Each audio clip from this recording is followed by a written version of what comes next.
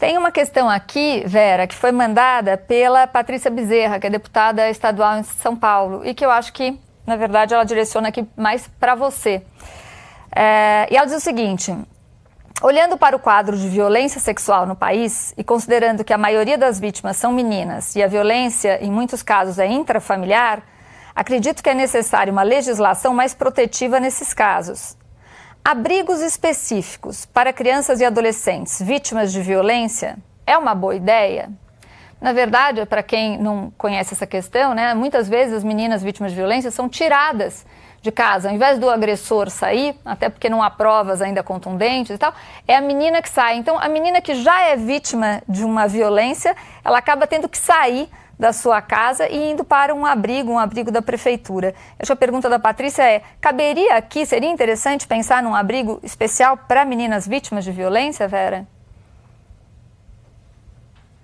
Olha, se a gente for pensar que o que está em jogo aí é que esse abrigo leve em consideração essas questões, ou seja, que a equipe de um abrigo desse esteja mais preparada para escutar as condições em que as coisas acontecem e essas crianças possam até se identificar umas com as outras ali, perceber que elas não são casos únicos, muito pelo contrário, talvez sim, depende da forma como esses abrigos podem se organizar para essa sensibilidade, porque realmente não é a mesma coisa uma criança abrigada porque os pais perderam a guarda familiar e uma criança abrigada porque sofreu uma violência sexual. Então, pode ser sim uma ideia interessante. A grande questão aqui é que muito frequentemente o Brasil pensa as questões em termos de leis, né? E as leis são importantes.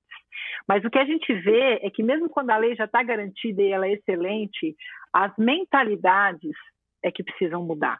Porque senão a lei ela se esvazia, como foi descrito aqui, o próprio direito ao aborto, né? A lei está lá, no papel está lindo, né? O papel aceita tudo, vamos dizer assim.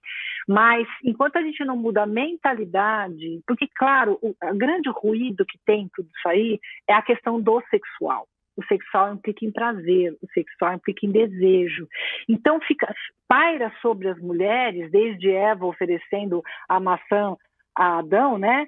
Paira sobre as mulheres essa coisa libidinal de uma mulher que é sempre lasciva e sempre faz com que o homem faça o que no fundo ele não quer, e o homem não pode dizer não ao apelo sexual da mulher. Quer dizer, tem uma irresponsabilização do homem e uma hiperresponsabilização da mulher. O homem tem que responder sexualmente e a mulher está sempre querendo, não importando se é uma criança de 10 anos, que foi exatamente o que a gente escutou, a gente viu nas redes sociais.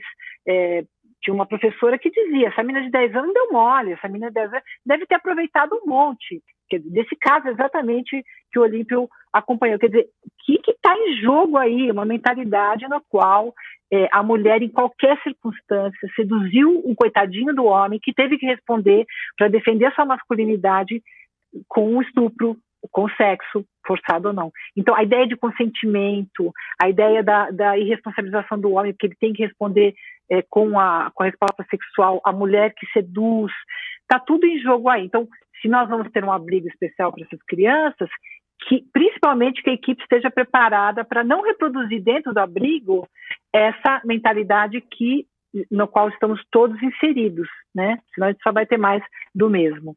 Mas pode ser uma ideia interessante, sim.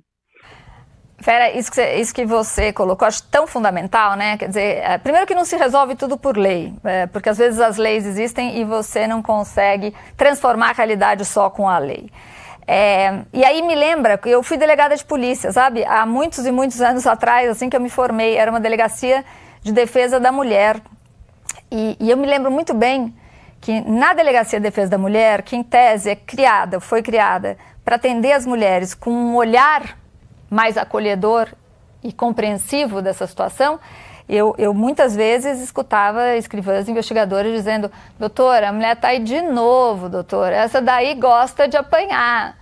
Né? E a gente escutava isso por quê? Porque apesar de ter criado uma delegacia especializada, não tinha havido um treinamento especial para compreensão de que papel era esse dessa delegacia. Então eu acho a sua fala fantástica, né? Tá aí, Patrícia, a ideia de fazer um abrigo especializado. Eu acho que é uma coisa a se pensar, mas com uma construção de fato muito cuidadosa, para que de fato ele tenha um outro tratamento e não seja só um outro nome. Hoje as delegacias de defesa da mulher estão muito melhores, né? Acho que a gente caminhou muito, eu estou falando de 30 anos atrás.